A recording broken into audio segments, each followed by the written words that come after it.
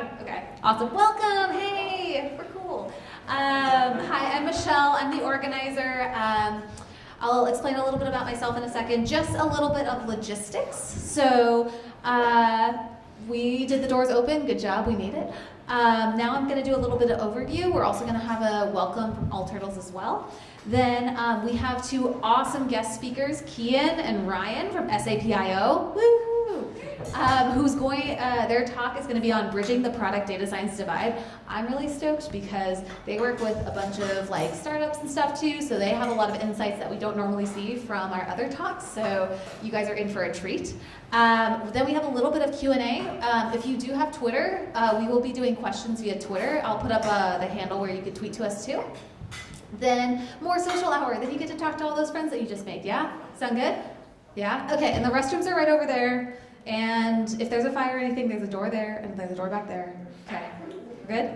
Okay, let's continue. Oh, wait, the most important part, the Wi-Fi. The Wi-Fi is AT-guest, and the password is TORT, TORTUGAS 2018, TORTUGAS. Okay, final answer. That's the last time that's gonna be shared. Okay. Yeah. Hi. I know I'm the only one standing up here right now, but it actually takes a whole team of folks. So, hi, I'm Michelle. I do machine learning and data science over at Amazon Music. My background is actually in computational neuroscience, and then I worked in UX for a little while, went back to grad school over at UC Berkeley, got my master's in how to use machine learning and data science for UX. Now I get to practice it, and it's awesome, and I do data viz, it's really cool. But we have a ton of other folks who help make it possible, including our volunteers, including Amelie, who's out there too, who is up here that I didn't put on the slide, so thank you. They come from all different backgrounds, but if you are part of the steering committee, can you raise your hand? Woo. Oh, they're all back there. They're cool, go say hi. And we're always looking for other volunteers too, so if you would like to volunteer with us, we're fun. We just show up an hour before and stay a little bit after. It's great. This meetup is also a fellowship project. It is sponsored by the Center for Technology, Society, and Policy, as well as the Algorithmic Fairness and Opacity Working Group. I know that's a mouthful. They do a ton of really cool research and everything too. I'm not going to talk a lot about it, but ctsp.berkeley.edu and afog.berkeley.edu. There's a bunch of really interesting projects that are out there. None of them are also meetups, but just interesting things. Happy to talk about that offline too. I want to say thank you so much again to All Turtles. We've been talking about possible events for a little while now, so I'm so happy that we actually get to be here in the space. But especially thank you Susan, Jessica, Colleen, Mary, and Megan, and the rest of the team. So thank you all so much back there. Woo-hoo. This is an awesome venue. You guys do really, really cool things. So thank you for doing this collaboration. So, great. Okay, the actual fun stuff. Like, what is machine learning UX? What? That's weird. Those things don't normally go together, but do they? So I'm really excited because a lot of the machine learning problems that we're solving have end users. There's end users that use the machine learning actual products, or we could use data science techniques to actually help drive, oops, that's backwards, help drive design decisions. So what insights can we find from the data that can help us make those design decisions, but also how do we design for future models that we don't even have yet, design data sets around that. How do we make our models more transparent to the user so that way they can engage and kind of understand what's going on with the model. So that's kind of the types of things that we generally talk about. We do lightning talks too. I also want to say, when I say data and UX, I'm very much oversimplifying them. UX includes not just visual design. A lot of our UX designers that are here are in UX research, interaction design, voice design, copywriting. And data, like, sorry for all you machine learning engineers who are like, I'm much more than just data. But machine learning, artificial intelligence, data analysis, even statistical inference. So we host talks and events around, hey, what are cool things that you're doing in the field? So these are some of my favorite examples. I know you all see these all the time, but these are the fun ones because they have a fun visual interface and it's a GIF, but like the other ones that I'm excited about for machine learning are just like code up on a screen and that's less exciting. But like Pinterest visual search, this is a great user experience. You could requery the search right there. Google's autocomplete, quick draw, auto draw, like these are the types of really cool new experiences that are emerging because these technologies are coming together. And we're seeing more and more people actually practice this. So this group is around, hey, what cool things are you working on and how do we learn from you? Sound good? Yeah? Cool. So our vision is to create a collaborative environment between UX, data science, and everyone in between, and we aim to organize a community that helps foster cooperation, creativity, and learning across these disciplines, and create a space to discuss human-centered machine learning. So that's our vision, that's who we are for all you people who are new here.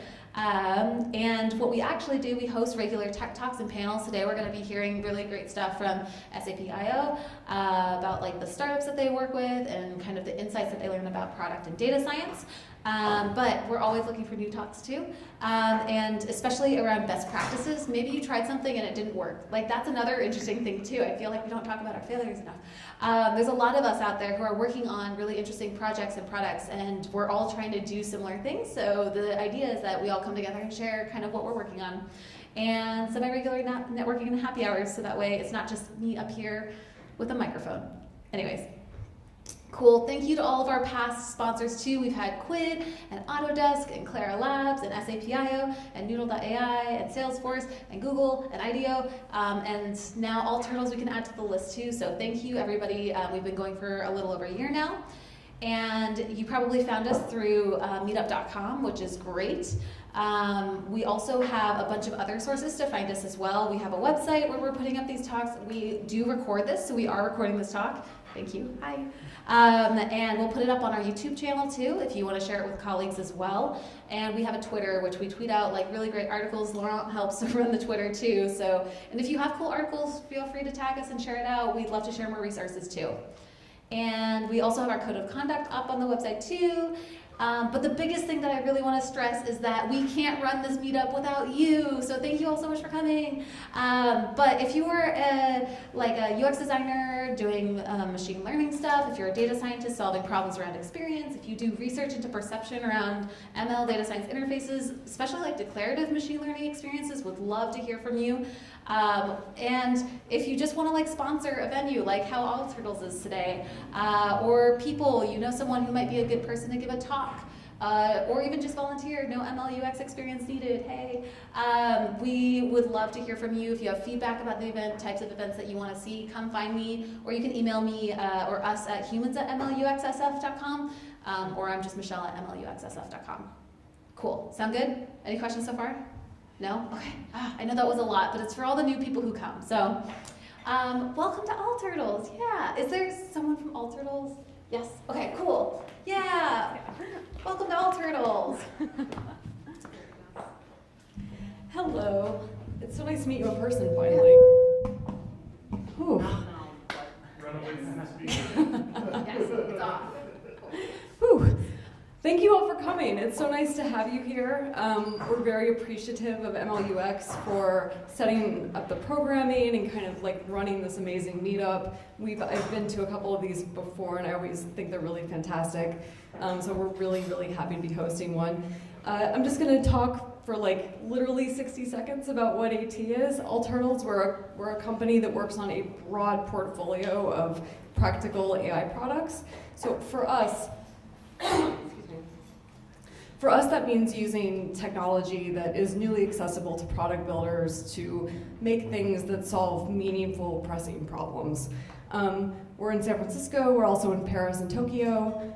We are hiring, so if you're interested, if you're looking, pick up one of these cards and we would love to talk to you. Thank you. Fantastic, thank you so much. And if you're from All Turtles, can you raise your hand? Yeah? Oh, look, they're all over there. So these are your new friends that you can go talk to about awesome opportunities here. And they work on really cool stuff if you check out their About page, and they have a really good podcast, which I've also been tweeting about. So cool, without further ado, we're gonna get straight into the talk. Just a little bit about our goals, why we specifically wanted to work with Ryan and Kian on this too. Our goals are, we really want you to leave this talk with some best practices that you can go back to your stand-up tomorrow and tell your team like, hey, this is cool, like I wanna start implementing whatever. And particularly Ryan and Kian work in a really interesting intersection between product and data science for startups and smaller companies. So I know a few of us work in those smaller companies, like not at like Amazon's or Facebook's or whatever. So I would love to hear about your domain experience in those small companies too. But I think, oh, that's for the Q&A. That's all that I have. So without further ado, would love to introduce you to Ryan and Kian. Come on down. Hello.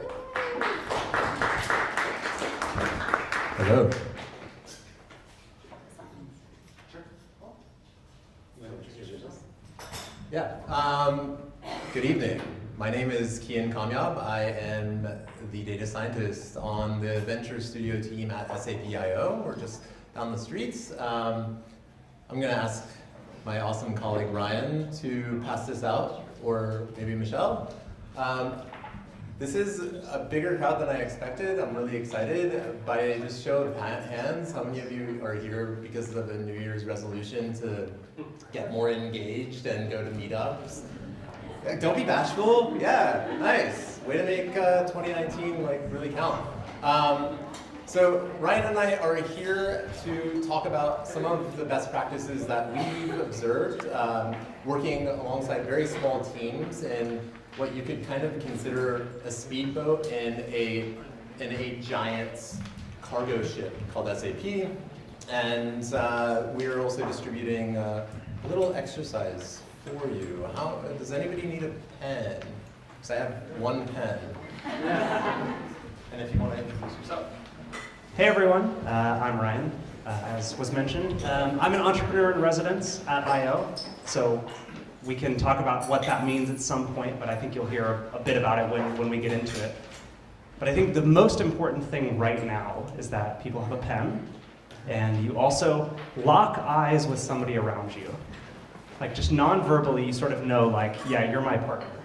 It can't be, somebody next to you. So whenever you have your partner, flip your paper over to the blank side. Start with the blank side. We're going to do something that may seem a little weird at first. It may seem a bit weird, but I promise you, we just met, but I just want you to trust me that it will have a deeper meaning. Guarantee it. I promise you. Just trust me. Are we ready, Kian? Are we? Are you sure you're ready? Yeah. Okay. Are you really, really sure? Yeah. Okay. So. What I want you to do is in the next 1 minute, I want you to draw your partner. 1 minute.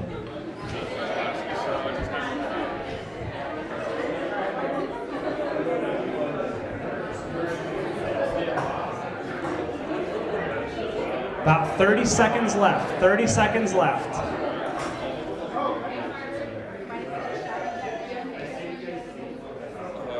Well, you don't attribute it to me.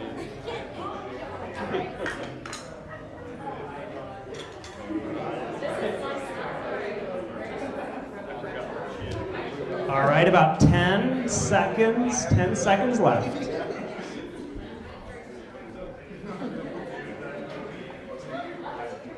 And 5, 4, 3, 2, 1. Pens down, pens down.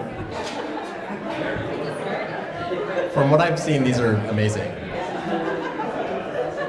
Now hand it off to your partner. Hand it off, hand it off, hand it off.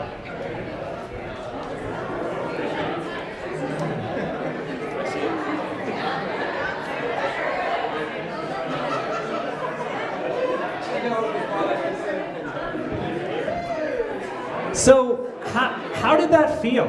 How did it feel to do this? Hard? Hard? Fun? Fun? Accurate? No? I heard a few I'm sorries. Like, this doesn't look like you at all, I promise.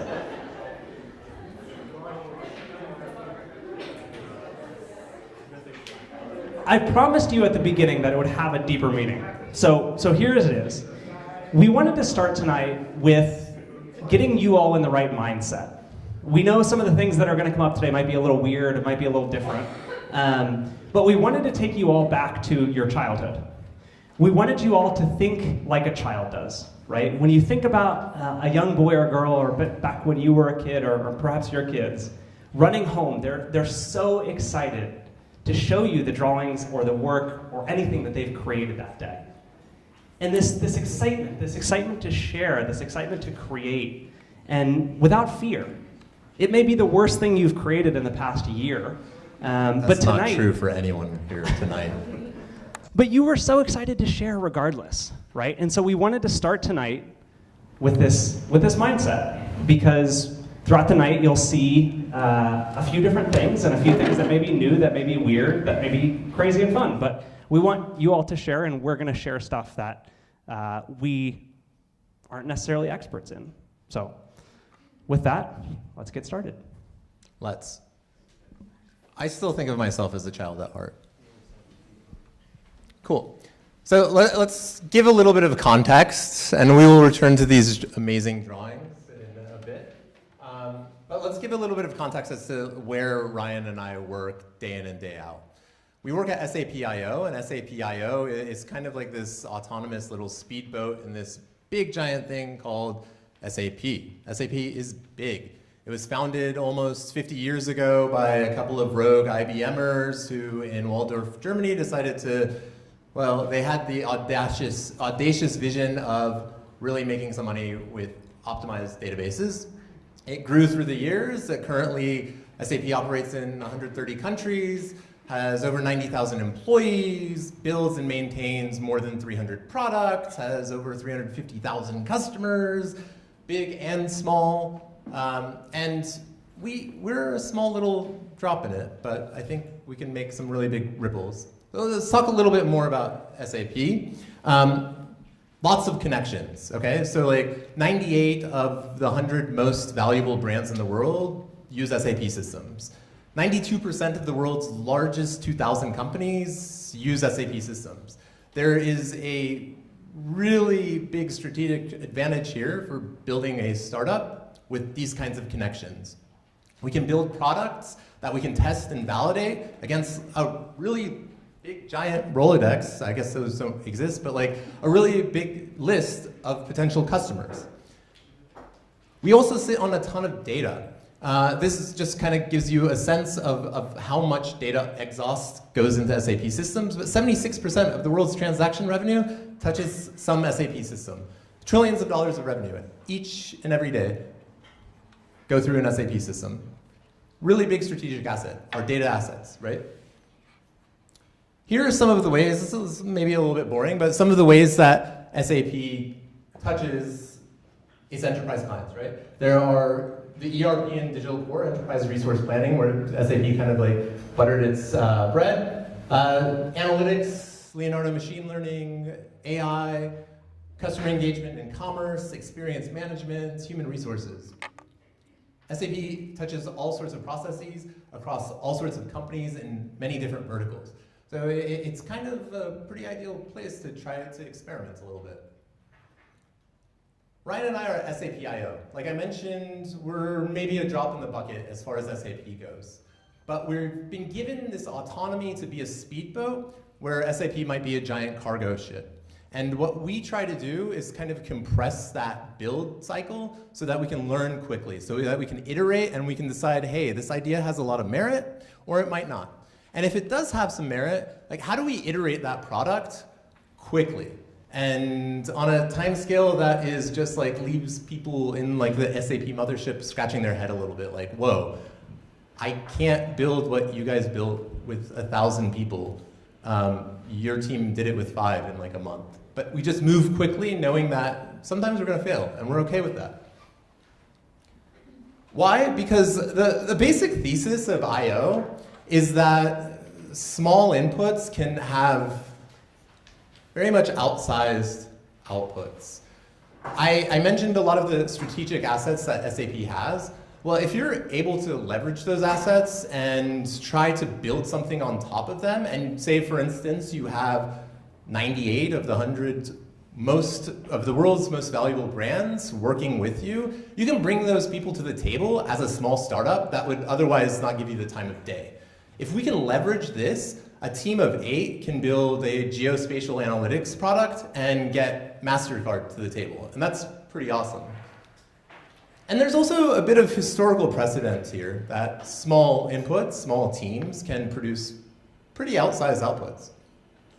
Let's take 3 quick examples. Gmail. How many of you use Gmail? How many of you don't use Gmail? What do you, we can talk. But Gmail, it started as a 20% project for one Googler.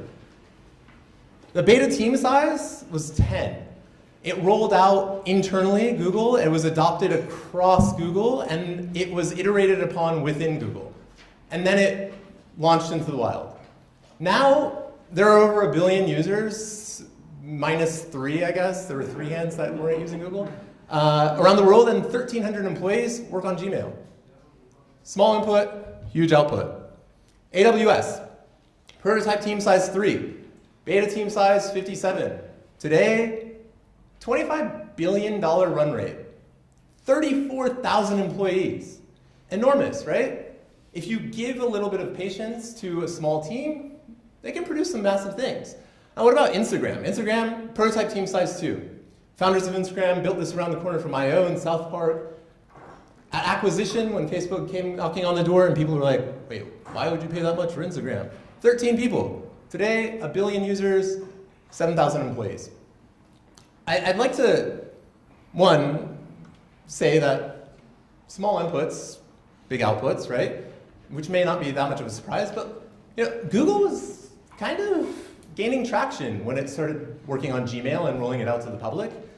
Amazon too, although this is a slightly different story, but we're talking about big enterprises innovating from within and rolling out these enormous products by kind of taking on this startup mentality and testing within before it released publicly. And I.O., that's sort of the name of the game. So let me talk about some of the different flavors of I.O. And this context, I think, might be helpful for the rest of the talk. There's one flavor that is externally facing, and that entails the fund and the foundry. The fund acquires seed to Series A startups that make a lot of sense within the SAP ecosystem. To date, I think it's invested in about 15 or so startups. I might be off a little bit right there. And these funds, they're acquired, they're brought in, they're developed, they might be spun out within SAP. There's also a foundry. And the foundry is a series of accelerators throughout the world, one's based here in San Francisco, that essentially allows startups, seed to Series A startups, to come in, equity-free, enjoy a lot of the assets, the strategic assets and partnerships that SAP allows, gets mentorship, develops, and is able to perhaps scale. Both of these have a mandate to use 40% of their capital to promote female and minority-led startups. I think that's pretty cool. That's externally facing. I think what's slightly cooler, and only because Ryan and I are representing the Venture Studio, is the internally facing side of I.O., which is made up of entrepreneurship and 1 billion lives, as well as the Venture Studio. I'll start with entrepreneurship and 1 billion lives. It's sort of how we source our ventures that we invest in and that we bring on board and we develop.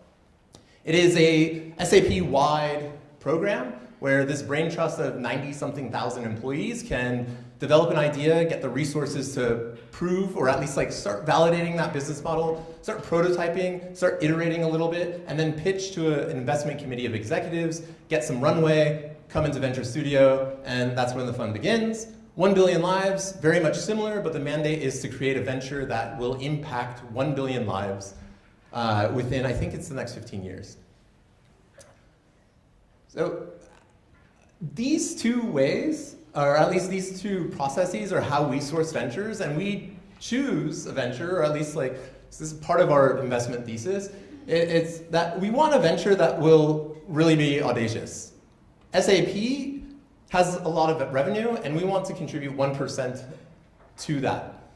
Through these small startups, that's about 250 million euro. These startups leverage SAP's right to win. Hey, we have strategic assets, build on top of that, make your life a little bit easier to create a successful venture. And these ideas are testable. Like I said, we tried to really compress that build to learn cycle. An idea needs to kind of fit that mold, and a lot of ideas do. They just need to be fleshed out a little bit. So these are the 3 main criteria of our investment thesis.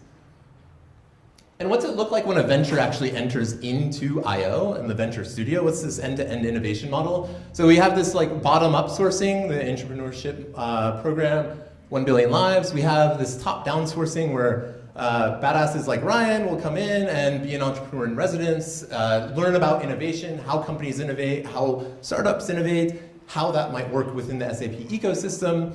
Ideas are pitched. If those ideas get funding, they get about 18 months of runway. They get support from the awesome people, maybe, I should be more bashful, but people on the studio team, like myself. And we complement the ventures and their teams, right? We help them build their product, we help them iterate, we help them think about how to push product forward. And there are monthly and quarterly check-ins with venture boards. There are wind downs, there are a number of exit paths. I/O is a portfolio play. More often than not, these ventures are gonna wind down. The team members will be absorbed by SAP more broadly, sometimes the core team, the venture studio team itself. A venture might merge into an existing SAP business area. It might end up being so successful that it becomes its own line of business. We might sell it, we might spin it off. And to give like a little bit more color to this end-to-end innovation model, Ryan's going to talk about something that we've both been working on for a little while, and he's been taking the lead on in the past couple of months, and it is called Brilliant Hire. Thanks, Kian. I think I'm good. Cool. So yeah, as Kian mentioned, it's great to hear all the context, but before we jump into learnings, I'll share with you just one specific example of a startup that we've worked on and that we are currently working on, which is Brilliant Hire. So Brilliant Hire started about 18 months, 2 years ago, where 3 employees from SAP Labs India had to scale their team from about 14 people to over 40. So they basically had all hands on deck to just hire as quickly as possible. And through this process, they realized that hiring people is extremely hard. There's a lot of time spent just looking through resumes. There's a lot of time spent getting people to apply. There's a lot of time spent in interviews, bringing them on site. There's a lot of money spent flying people in.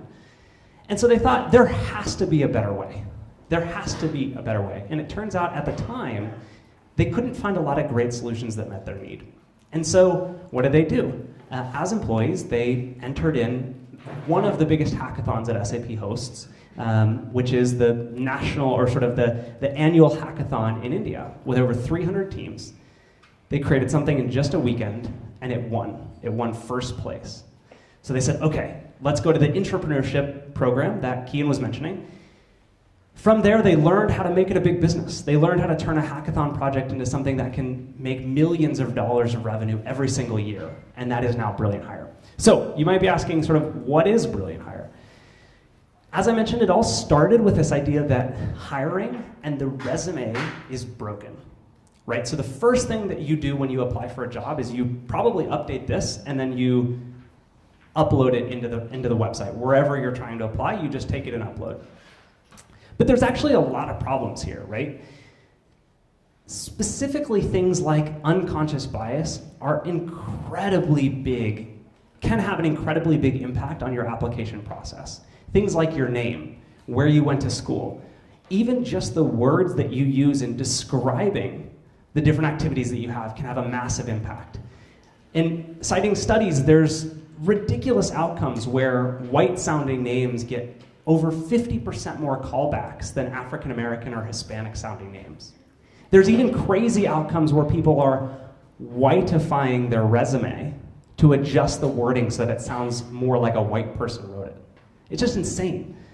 Second, everyone in this room knows that the first round your resume goes through is just a screen based on buzzwords. Do you have the right technical languages on there? Do you have the right open source libraries? Do you have the right design tools or the right finance tools listed? Do you have certain projects that you've done or leadership that you've done? Third, and actually maybe scariest, is oftentimes the person doing the first screen of your resume has never done the job you're applying for. Recruiters oftentimes lack the specific skills they're recruiting for. For example, this team talked with a trucking company here in the United States where they were hiring 18-wheeler truck drivers to drive gasoline to different gas stations. And it turns out that nobody on the entire recruiting team had ever driven an 18-wheeler truck before. Yet they were completely and wholly responsible for hiring all of the truck drivers. Finally, this is extremely costly and time ineffective. And because of this, recruiters only spend about a minute or two per resume. So all of these problems are significantly worse. When you only spend a minute per resume, your biases just naturally come out more, right? You just look for these buzzwords, which maybe in the past have shown something good. And certainly like your inability and your lack of having this deep, nuanced knowledge of this job heavily come out. So they created Brilliant Hire to solve this. Similar to some things you may have heard of before, Brilliant Hire starts with a fundamentally different process, which is an anonymous evaluation that you take, which tests what you can actually do in whatever skill or job you're applying for, not what you write on your resume. It does this through many different question types, everything from thinking about actually doing financial work in Excel for a finance or accounting position, to actual coding interviews, which you might have heard of in things like HackerRank or TripleByte. Then the interesting bit is that these are evaluated by a network of experts in whatever field you're applying for. If you're applying for a data science position, it's evaluated by data scientists. It's not evaluated by an AI machine learning algorithm, which perhaps again learns these biases. It's evaluated by real people who are experts in this field. And it's evaluated by more than one person, so that we can correlate scores and help to continue reducing even the bias of any one person might have. And then finally, this all integrates back with your applicant tracking system so that nothing breaks the current process that you do today, right? All of the candidates are tracked in the same place your hiring managers expect and the same place your recruiters expect as well. So all that to say, this is an example of what we work on. So it makes sense for SAP because a few years ago we spent $3 billion to acquire SuccessFactors, one of the biggest applicant tracking systems in the world. We also have a ton of deep connections into HR, and again, like Kian mentioned, companies around the world to help solve this.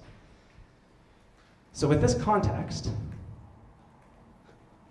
we have more companies too. We've invested in 9 total internally, everything from finance to geospatial analytics to all that. But I think what you all are interested in is what this all means and what you can take away from it. Hello? Yeah. All right. So you can see we have different ventures, and they're in totally different verticals. They're made up of different people. The teams are different. They're in different locations. But there's a lot of commonality, especially working on this core team that works across ventures. And when Michelle approached, I don't see Michelle, but hi, oh, hey. When she approached Ryan and I, she was like, if there's a way you can translate this into takeaways for everybody else, that would be really awesome. So that's what we tried to do. And what I think Ryan and I, after talking a number of times about this and our experience working on I/O, what made, our teams are awesome. It's a lot of fun. Not every venture scales, but it doesn't diminish the quality of the team there. They did really good work, and it might just be a product market fit. There are a number of reasons why a venture doesn't take off and launch. But they're all awesome. It's always fun to work with, and I guess the common theme across all of my experiences, where I've learned a lot and I think I have pushed product the most, we kind of boil it down into this notion of functional inclusiveness. And we think it's an engine for innovation. And what does that mean? Well, if you're working on a small team that has different domain experts, you have a designer, you have a data scientist, you might have a DevOps person, you have a product owner, you have a founder who might wear any of those hats or all of them simultaneously. You all come with a different domain expertise. And I think the most, especially on a small team, especially when you're like the only data scientist on the team, speaking from my own experience, the broader you can draw that circle of conversation about data science, the more I learn, because you get fresh eyes on something you're trying to tackle, but it also empowers everybody else on your team. And the day in, day out on a small team, is the place where I can exercise most of my agency as a data scientist to empower others to be able to interact with data meaningfully and responsibly. And we wanted to go through a couple of vignettes of what this kind of means for us. So I'm going to approach it from the data science perspective. This headline, Harvard Business Review, data scientist, sexiest job of the 21st century. So this article was published in October 2012, and that, I guess, I was going to say this kind of presaged the explosion of data science, but maybe not really. There is this notion of data science, just given the growth of the field, that may misrepresent, or at least like put a kind of gloss on the things that we do, and I argue the things that kind of produce a lot of value, especially from our context. But let's maybe talk about some of the things that people think about. This is a graph, right? I kind of like this because I went down the rabbit hole of Wikipedia, and this is a graph of the internet. The nodes are IP addresses, the edges are weighted by the time it takes to travel from one IP address to another. There's probably somebody out there, like a site reliability engineer, who can explain this a lot better than I can. But I think this is pretty cool, and I think from the outside world, like, people think, oh, data science, interesting, cool. Data science can be elegant. I don't think this is terribly informative, but these are signatures of Shakespearean sonnets. Basically, a sonnet is 14, a Shakespearean sonnet is 14 lines, and it's comprised of words, right? Strip out all the punctuations, assign a value to each letter, A1, B2, C3, so on and so forth, and plot the average value of each line along, I think it's the X, maybe it's the Y-axis, and then the number of letters along the X-axis. And then connect those points with a brushstroke that is weighted by the line number. It's kind of cool. Like, you boil down Shakespeare's 16th sonnet into what looks like kind of a cool but totally illegible signature. Elegant, not terribly useful, but pretty neat.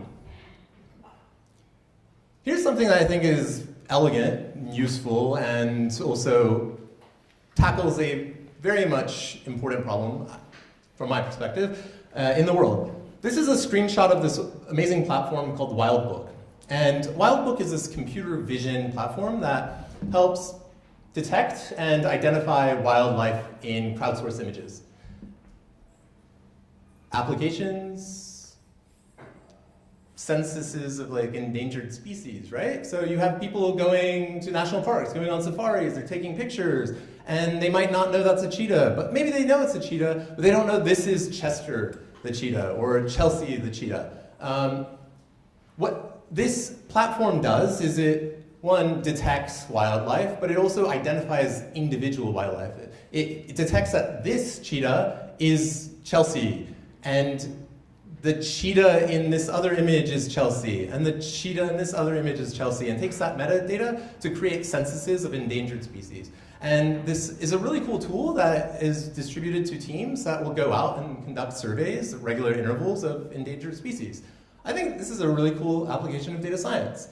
But it's the culmination of a lot of effort and a lot of thinking, and the output is really awesome, but sometimes, you know, getting there it's the nitty-gritty. And I'm sure there are people who work or have the title of data scientist, and know this, and maybe you don't have that title, but you also know this, that there's a lot of that nitty-gritty. And at I.O., especially working with early stage ventures, getting to this takes some time. Getting to this takes iteration. Getting to this takes a lot of failure. So it's not always fun and amazing and like headline grabbing, but it produces value along the way to get to a point where you can, well, we haven't quite tackled something this amazing, we will one day, but it takes time. And so how does that kind of look for us?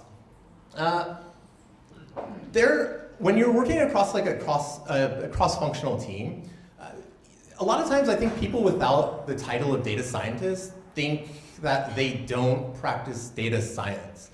And I argue that we all do every day. Data science is taking a bit of data, transforming it somehow, and deriving some meaning, or at least some interpretation of the world around us.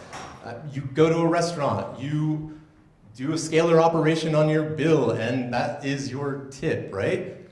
we all engage in data science, and I think it's incumbent on having people recognize this and empowering them to do it responsibly. Oops. So what do we do? I suggest that, and in my experience, teaching people to fish is really awesome. You empower them. But it's also important to teach them the pitfalls, or at least highlight some of the pitfalls of what they're practicing. To hand the keys of a Ferrari to a 16-year-old is one thing, and to teach them to put a seatbelt on and drive safely is another. But yeah, so help them identify poisonous fish. And how does this kind of work, I guess, in a day-to-day level? There is a big gap between like data science and then like what everybody else does. These, I guess, could be different circles, but let's just say data science versus the world. There's a huge gap, and how do we start narrowing the gap? And I suggest it's with data science, but emphasis on the science. And what I mean by that is that when somebody thinks of data science, they might think of those 3 images that I showed you, the graph of the internet, Shakespeare's sonnets, or the computer vision, detection and identification of endangered species. They might think of like neural networks. They might think of these things that are really opaque to the outside person who hasn't been trained or has like the body of knowledge to begin deciphering what's going on. And even if you have been trained or have that body of knowledge, sometimes you're like, what is going on? I don't know. So what I suggest is that you focus on the science part of things, the more generalizable process that can be appreciated by the developer, by the designer, by the founder. And science is the scientific method, right? And if we call it something else, it might be a little bit less scary. So if the scientific process of testing hypotheses is translated into this, build, measure, learn, which is the bedrock of like the lean startup, for instance, that resonates with people. That's sort of this middle ground that isn't so opaque, and that's where a conversation can begin. So I argue that by evangelizing processes, you can kind of create this functional inclusiveness on your team. And that's through data science, but like the emphasis on the science, on the generalizable thing. An example of this at I/O, one of the ventures that will be onboarding in February, well, I guess it is February, but at the end of the month, is called Pay Equity, and it came through the 1 Billion Lives program. Brian and I have mentioned a lot of the HR assets that SAP sits on. Pay Equity's mission is to help companies live by the principle of equal pay for equal work. And how does it do that? Well, it was able, leveraging a lot of the partnerships that SAP has, to get payroll data from several companies and essentially audit their pay, and to decompose pay into things like seniority, gender, race, these components that kind of add up to pay, and come up with this index of this is how far away you are from this principle that you want to live by. So I had a meeting with the founders. I geeked out. I was an economist in a past life. I was like, cool, like Oaxaca blinder decompositions, like really wanting to get like tech geeky with this and get very much, the econometrician in me came back to life. But the interesting thing is, throughout the conversation, looking at this report that they had generated using real data from a company out in the world who's trying to bring pay equity to their operations, I shied away from the technical conversation. There were any number of things that I wanted to bring up about the assumptions of their model, about the process of fitting their model. But what they really were worried about, and this founder is a product owner or product manager in one of SAP's HR lines of business, and the other is a computer scientist. What I was thinking is that they were worried, what is our minimally viable product? Like, how do we go from this report to an app, to a website, to all of these aspirational things down their product roadmap, like intervening when a hiring manager is about to offer a salary to a new data scientist, because that salary might be out of whack and it might contribute to pay inequity. And I was just like, hold on here. Those are really amazing things to aspire to, but we have to build there. And what you have right now is the foundation of all of those future accomplishments. It is this audit of how a company pays its employees, what determines somebody's pay. If we can compress the build to learn cycle, you've already built something, it's this report. How do we learn from it effectively? Well, you go back to your customer, you show them the report, and you're like, what do you think of this? Is this surprising? Is this intuitive? Is this actionable? What do you think about the format? Obviously, a report is kind of wonky. Like, they're not going to tell you, build an app like this, but at least you'll be able to pick up enough information to iterate slightly. So by evangelizing this whole process of building, measuring, learning, which is really just a boiled down version of the scientific method, which is, I think, the foundation of all data science, I was able to expand this circle of conversation, and while it's not quite data science, it pushed product forward.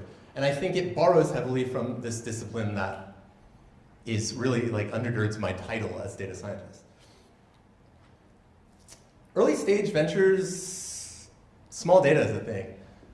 It's not a fun thing, it's challenging, it's super limiting, but I think that in a lot of ways, some of the lessons that I've learned in dealing with small data sort of feed back into this notion of evangelizing processes. You have to push product forward. Like, you don't have data, that doesn't mean you just stop and give up. You have to figure out clever ways, and I suggest you get clever ways of hooking additional data. And I think it leverages this whole notion of processes. How do you get more, so by getting clever, one example, and what I mean by this, is with Brilliant Hire, for instance, which is growing right now, early on, the notion was to create this smart question bank. You have, and Ryan spoke to this issue out in the world, you're a hiring manager, you're hiring your first data scientist, you don't really know data science, you're not sure what kinds of questions to incorporate into this quiz, right? How do you surface questions that will tell somebody who doesn't know much about data science how competent this person is? It's a smart question recommendation system. And when we had this initial kickoff meeting talking about this feature, I was shooting the moon. I was just like, this is awesome. There's so many inputs that can inform how well a question performs. Having done a lot of work with survey research in my past life, I just really started to geek out a little bit. But then I realized we don't really have the data to be able to produce or create a truly intelligent question recommendation system. And how are we going to create a hook? How are we going to create a feature that draws in additional data that we can learn from and leverage? And that is as basic as tagging a bunch of data science questions that we were able to source from our friends, data science. So when somebody's like, I want data science questions, here are the questions that populate. And seeing how people interact not only with this kind of UX, but what are some of the results on the back end of evaluations of these questions, of people's performance answering these questions, and how well they ended up predicting how well people did in subsequent interviews. The notion of getting a little bit clever, of just kind of appearing smart, but actually being maybe not dumb, but simple.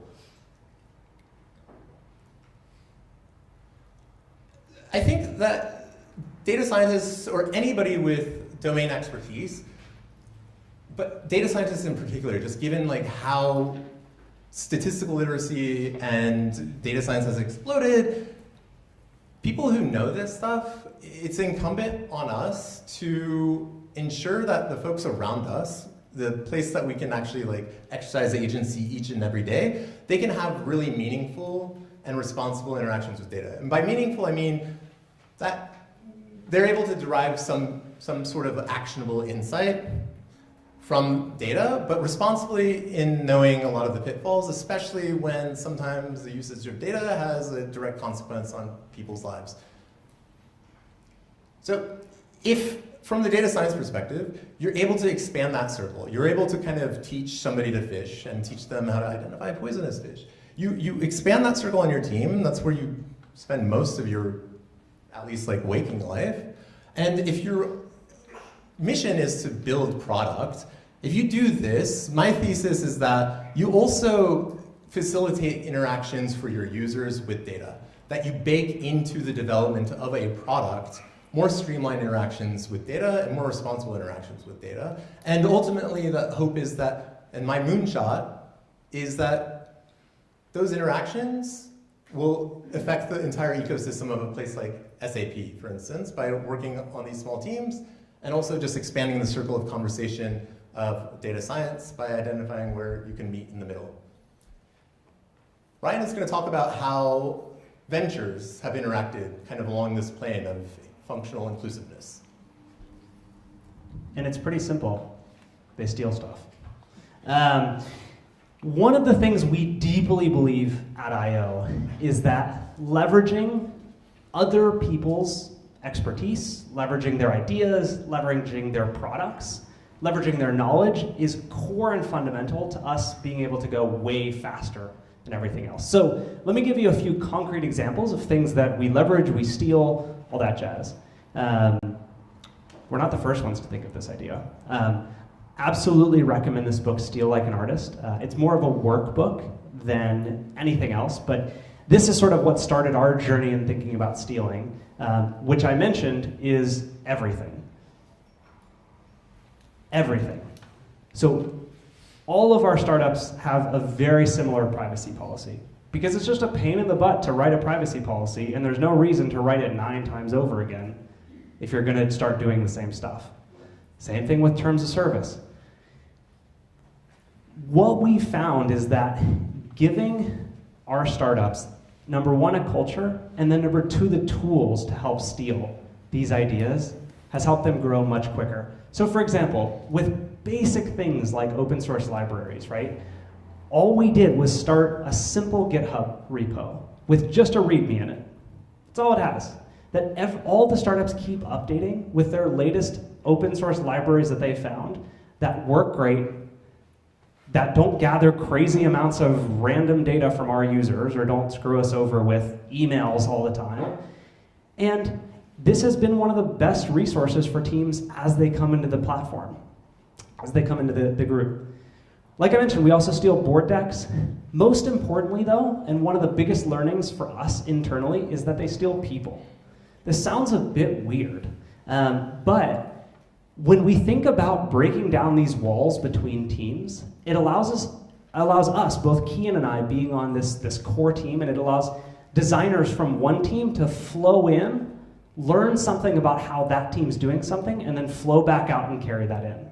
So we've effectively done an incredibly, what we feel is a great job at allowing these team members to flow in and out of different areas. One project shuts down, those team members are gathered up by the other. You might be thinking like, hey, I can't do this. Like my organization doesn't let me just go work for 2 weeks for another team and come back. Like, what the heck? But I think the learning here is that go find other people in other teams and break down the walls between them. Just find someone you admire in another team, and it could be another data scientist, could be another designer, and just ask them what they're using.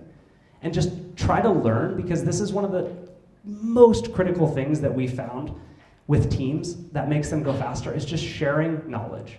So that's my one tip, is building this functional inclusiveness by breaking down these walls of teams. It sounds super obvious, but we make our teams do it very heavily. Second thing, and the third learning to breaking down these teams. So first of thinking about how do you break down role-based pieces, right? So you include different roles, whether it's designer, data scientist. Second, break down these teams. Third is thinking about breaking down and getting to know yourself a little more. So turning a little bit back inside.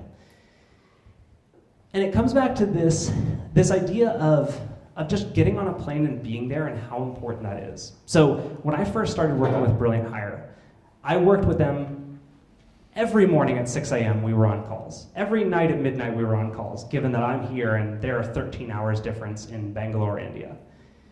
We did this for 3 or 4 months. Every night, 5 nights a week. I was up late, up early. And then I got on a plane and I went there. And I thought I knew the team. I had talked with all of them. I'd spent hours, and I thought I knew them. But I had no idea how well they got along as a team until I walked into that office on a Friday afternoon, and I saw them playing soccer from 4 to 5. I saw them coming back to the office and watching YouTube videos for 3 hours. Then them saying, hey, I'm hungry, let's go get some food. And they all walk to food together, and then it's midnight and they're finally going home. And it was until I got on this plane and was actually in person with them and saw what I later came to know as this idea of psychological safety and being okay and okay taking risks with your team, that I realized that is the third key to making sure that you have this functional inclusiveness within your organization. So let me dig into that a little more. And by get on a plane, I don't mean you don't have to get on a plane. There are exercises, and we'll share one in a sec, that help you build this idea of psychological safety with your team. So where does this come from? A famous project at Google named Project Aristotle. They spent 3 years dissecting what it means to be a great team. They studied all their teams internally, they hired experts, and they found that a lot of the stuff that you might typically think of as leading to great teams, not mattering at all. Whether you're an introvert or an extrovert, doesn't matter. Whether you have a high workload, whether you're more senior, more junior, whether you have a large or small team size, your tenure, they found that a lot of this stuff doesn't really matter when building a great team. What actually leads to high team effectiveness is this idea of psychological safety, which is what I discovered when I landed in India. And this is where team members feel safe. They feel okay taking risks. They feel excited to come to work and be vulnerable in front of each other.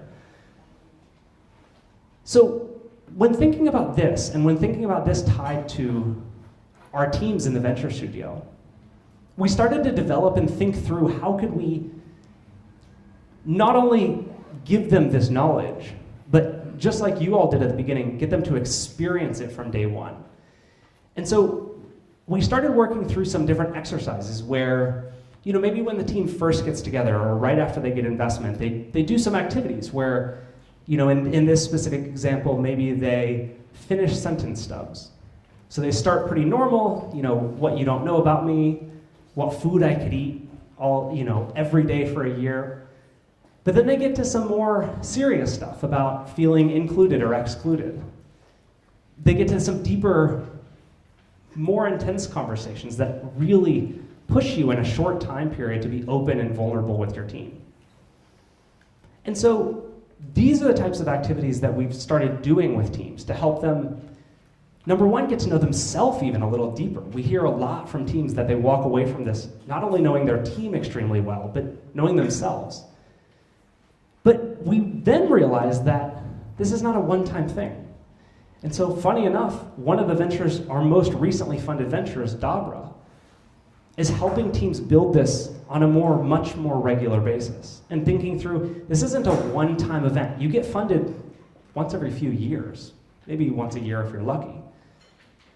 But facilitating great one-on-ones with your manager is a perfect opportunity in the short term to help you build this with perhaps your manager, expanding to your team members in the future. And so all of our teams now leverage this insight to help continue to build this psychological safety and this idea of this breaking down these barriers further by leveraging this idea of psychological safety. So with that, I think there's the 3 big keys. And with that, I'll turn it over to Kian to close it out. Yeah, let's do it.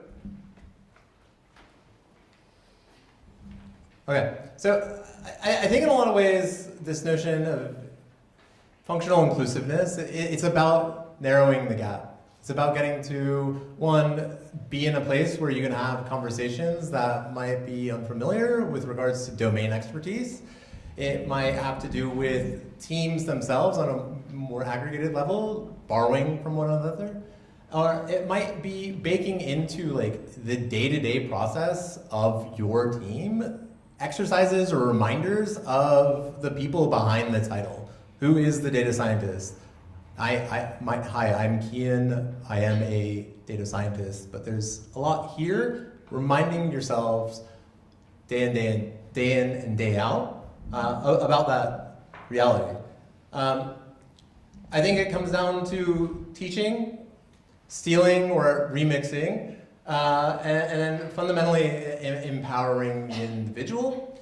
And ultimately, if you can bake those exercises in as a process, you kind of create, at least on the team level, this functional inclusivity, this space where you can feel vulnerable, you can make mistakes, you can fail, you have the adequate sort of like requisite knowledge to kind of have a conversation with somebody in a totally different domain. And for us at I/O at least, these are sort of the ways that we've been able to push product quickly, and also just like on a personal level, it's when I've had the most fun. It's also when I've been the most challenged, but it's also like where I've learned the most is this sort of intersection of just like teaching, stealing, and empowering. With that, I would like to open the floor to any questions, and maybe you'll get some answers. Yeah, we'll do it as a team. Yeah. Yeah, great job. Awesome. So we're going to do questions as we normally do them, which is tweet at us, MLUXSF. Wait, I have a nice slide on this. Do you guys want to take a seat and I'll pull over one chair too? Wasn't that great? They have just awesome experience. It's so different from like other big companies that we normally work with. So it's awesome to have them here. If you do have questions, tweet them at MLUXSF. I will be up here having the conversation with you guys. Look, it's great. Nobody sat in splashes. Now we get to use these chairs. I have a couple pre-prepared questions before we get started, but be sure you tweet those questions. Sound good? Yeah? Cool. Oh, my phone's already buzzing. Yes, people are tweeting. Oh, following. Cool. Thank you both so much for that great talk. I want to say one thing that really inspires me about you two, Ryan, your title is Entrepreneur in Residence. Yes. And Kian, you're a data scientist. What does that actually mean on the day-to-day? Okay, I'll go first. Data science is a really interesting blend at I/O. A lot of what I just covered, or at least the examples that I covered, are kind of strategic engagements. They're sort of foundational. This is how you should think about data. This is how you should anticipate the kinds of questions you might want to ask. So you better start collecting these kinds of data. So there's a lot of that kind of strategic engagement. There is also just like your data science comes in so many different flavors, but at least for me, you're sort of vanilla-ish flavors of data science, at least in the Bay Area, of clustering users, of doing basket analyses, of trying to derive some meaning out of like how people interact with our products to be able to push the development of a feature, or at least like maybe push like a go-to-market strategy. But in my experience, and just based on comparing it with the experience of others, it's a little bit more hats that there are more hats that I wear. Yeah, for sure. I think sort of similar as an EIR, it's completely random. So what my day-to-day in the past 6 months has looked like is working with Brilliant Hire. As you heard earlier, they're growing quickly, they're expanding. Before that, it was identifying new ventures for I/O to grow into. So it was strategic analysis of what markets should we be in that we're not? What ideas do we have in those markets? How much should we invest in these markets? Why will this fail? Why won't it work? So it's more of sort of the venture capital side of things for the first few months, and then narrowing in on working with Brilliant Hire. That's awesome. You can use Brilliant Hire. Hire today. I think it's awesome that you two come from such interesting backgrounds too, and still work together on these really cool, like, there's only two of you, you guys don't scale, you're working with a bunch of startups, I think that's really awesome. But I want to touch on, is this on? Hello? It's on. Okay, cool. Well, I want to talk on the one piece that you were mentioning about functional inclusivity. Like, we can talk about it and like, yeah, your slides were awesome, like, yeah, I'm all in. But like, what does that feel like if you're in a group of all designers or all data scientists? How have you guys noticed that? What are some best practices? Yeah, it can be challenging because it's this balancing act between teaching somebody to fish and also not saying no all the time. Like once you empower somebody and they're like, okay, I get it, like data science can do everything and I know this much of it, and I know maybe this much of it, you kind of can get stuck in these loops where that's a great idea, but watch out. That can be a little bit frustrating, but I think having an environment where it's okay to call out bad ideas, and that takes time to develop, and it takes vulnerability to develop that kind of environment. It certainly helps, but I mean, I won't lie. There's sometimes where like I bang my head against the wall, and I'm like, you can't solve everything with data science. But that's why sort of teaching people to be responsible with their interactions with data is pretty important. So if you did a good job on the front end, those sort of like back end problems should iron themselves out a little bit. One of the things on top of that we see a lot is just language and how powerful the words that you choose to use can be. So one of the things that we try to use a lot is yes and. Is to like when somebody brings up an idea, is to say and then add on top of it. We oftentimes find that like when teams come around and the whole team is saying like if you're listening to them and they're going into their investment meeting before a VC and they're saying yes but like it's probably not gonna work because we just see that if that team is already shutting down every idea that they come up with, that like how are they going to invent the future? And so that's one thing that we often see is that often the teams that work best together and the teams that are most open to these new ideas oftentimes say yes and build on top of it. That's awesome. Yes, and I have another question for you. Did I do it? Nailed it. So as you pointed out in your diagram, Kian, there's like a bunch of different types of roles. I know you kind of group them all together, but they're very differentiated, like designers, data scientists, PMs, whatever you want to call it. How do you find opportunities to cross-pollinate when they're all so highly differentiated? Yeah, I think that at I/O, we kind of have it a little bit easier because we work in small teams, and when you're at any early stage venture, you have to wear lots of different hats. So that gets, the cross-pollination becomes like almost like, it is born out of necessity. In my experience in the past working in different environments, it really comes down, at least in my experience, it's always come down to like personal initiative and reaching out. Like, hey, I heard you're working on this really amazing project. I know nothing about it, but I'm happy to buy you a coffee. Can we have 30 minutes? It just, yeah, at least in my experience, it's difficult. I'm sure some of you work in bigger organizations where you might be in a room full of data scientists.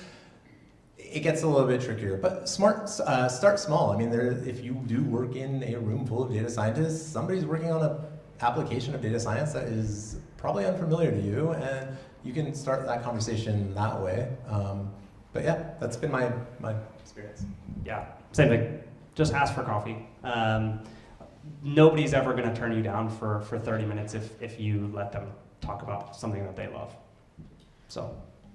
Truth. And I really hope that you take that to heart and you take the person who you just drew the portrait of and invite them out to 30 minutes of coffee, because this meetup does not end just after this event ends. Anyways, great advice. The last pre-prepared question that I have for you too is, Ryan, you talked a lot about bringing like the human element and like the interpersonal element into making these ML products really successful. I can see maybe there are some people who might be a little bit more resistant to being so vulnerable. What have you done to like kind of get over that threshold? What are your best practices? Like, it's not something that, I don't know about you guys, I don't normally practice that kind of technique, but I want to make successful ML products. So like, what hot tips do you have for me? Ooh. I think it's addictive. I think like trying it and just being open once. I think you'll hopefully have a good outcome. I think like there's 2 or 3 others, but I feel like I'm like going to turn into like Dr. Phil up here. Like surround yourself with people who are passionate about something. It doesn't matter what. It could be basket weaving. It could be finding poisonous fish in the ocean. Like just find something. Find people who are passionate and just let them like rub off on you, and like just just like surround yourself with great people. I think is like one, because then if you're vulnerable, they're passionate about something and they're, how do I say this? They're going to like help you find your passion. I think is one. I don't know. I'm trying to think.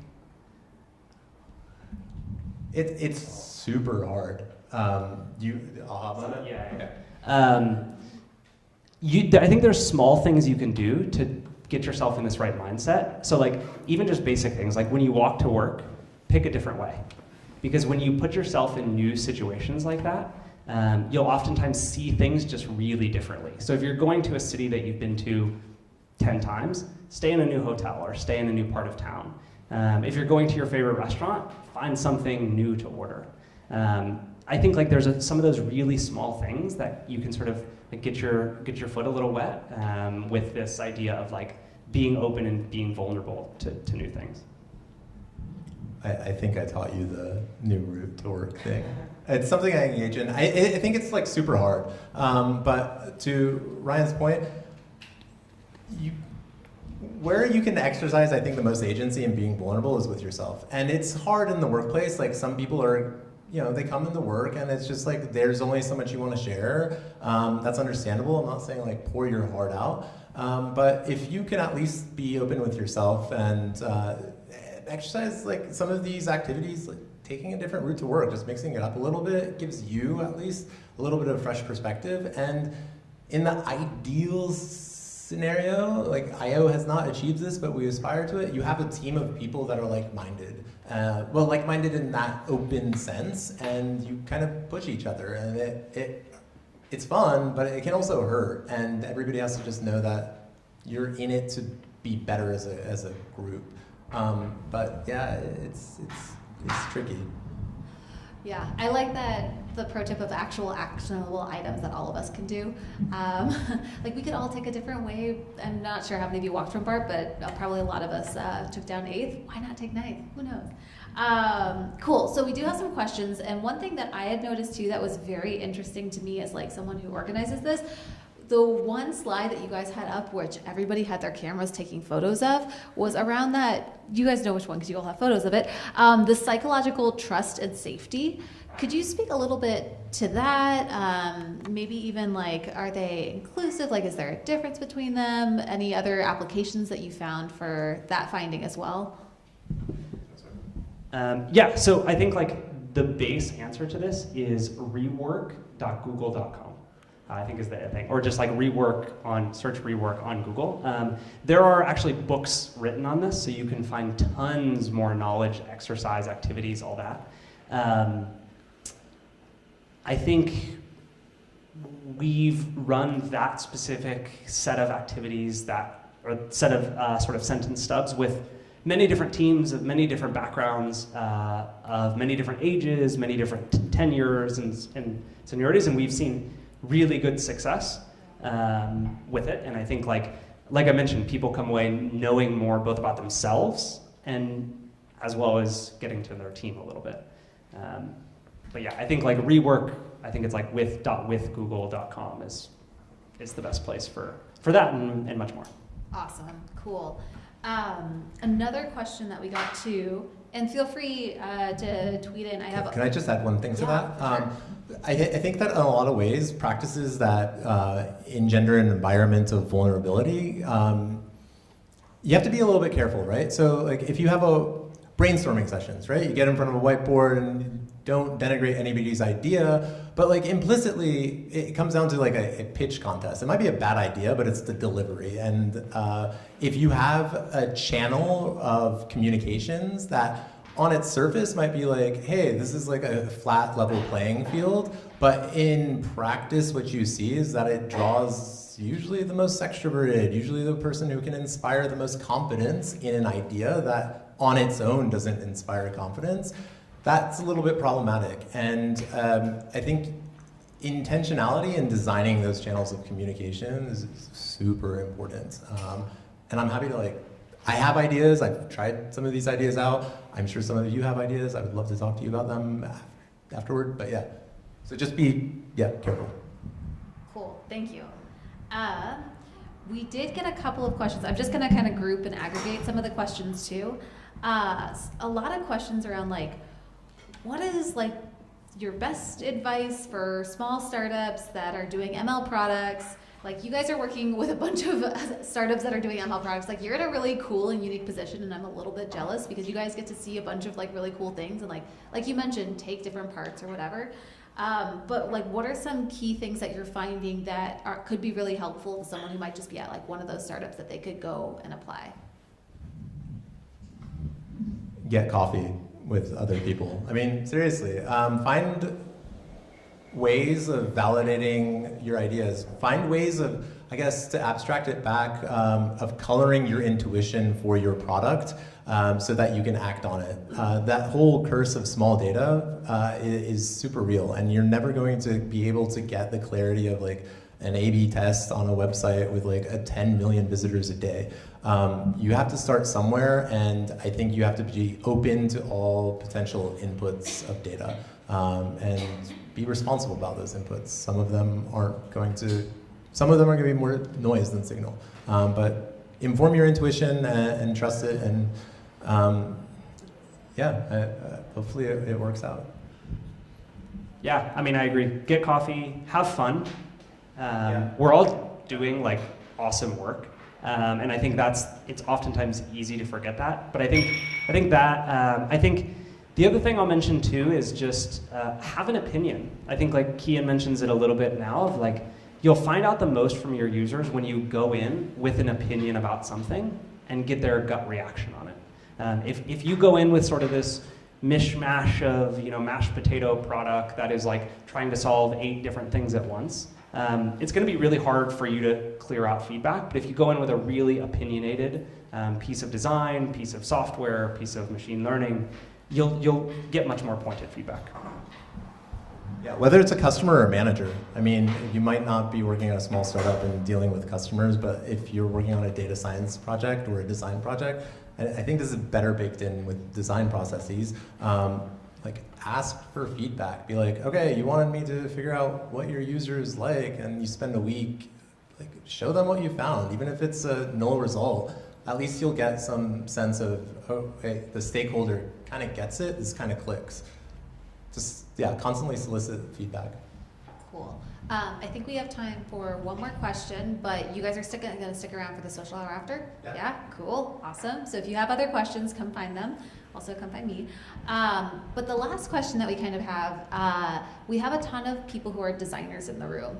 How do you guys work with designers? Like, also, sorry, there's a couple of questions too around like, a lot of startups might not even have a luxury of having the difference between a designer versus a UX researcher versus an interaction designer. Like, when do they come in, and how do you maybe work with some of your design counterparts for these really cool ML products? Okay, I think it's recognizing that the polished product isn't, this is maybe like a bit of a cop-out of an answer, but the polished product isn't really needed to get to that sort of like learning process of the whole development cycle, right? In the case of that I brought up earlier of pay equity, it's like, what's our MVP? How are we gonna, like, what, is this gonna be an app that tells like the CEO of a company, like, hey, we're not paying equal, we're not at equal pay for equal work. It's this ugly Word document that's been generated as output from this but generated by this machine learning platform. And hey, it's not polished off. You don't need a designer to polish off this ugly Word document, but you can learn a lot from showing that Word document to your potential customers and be able to iterate from there. Be clever. Make do with what you have in small part. Yeah, I think one of the big things for me is focus. Like, we've seen a bunch, and especially in my past life at other big companies, designers get roped into a bunch of stuff that like designers just shouldn't be doing. Just tell people no. We used to have like half of our design team at my old company focused on like building VP PowerPoint decks. It's like, you're a product designer. Like, you were not hired here to build decks.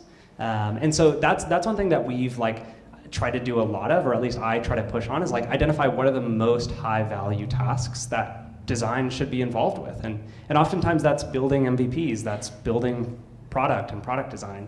It's not, building a deck for an internal review that no customer's ever gonna see. And I think like just being the wall and helping shield that is something that I work closely with designers on.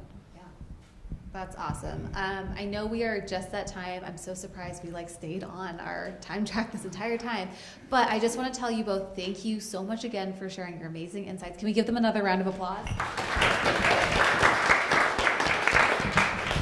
Cool. I think I only have, this is my last slide, I think. I just want to say thank you so much to All Turtles for hosting us. This has been fantastic. To SAPIO for you two, that was wonderful. To all of our volunteers who helped make this possible, thank you. All the people who you guys checked you all in, but most importantly to you, because without you spending your time with us this evening, we wouldn't have this really cool event, really cool conversations. I really hope, sincerely hope, that you have met awesome people that you can go grab that 30-minute coffee with. If you're a designer, try to find a data scientist, learn about what they do, vice versa. And I know that all of us have families and stuff at home or whatever, so thank you for your time. Just a heads up, our next event is going to be end of March 28th at Salesforce, but we are still planning out for the rest of the year, so if you're interested in sponsoring or volunteering or just saying hi for ideas, come say hi. But anyways, thank you all so much and have a wonderful evening.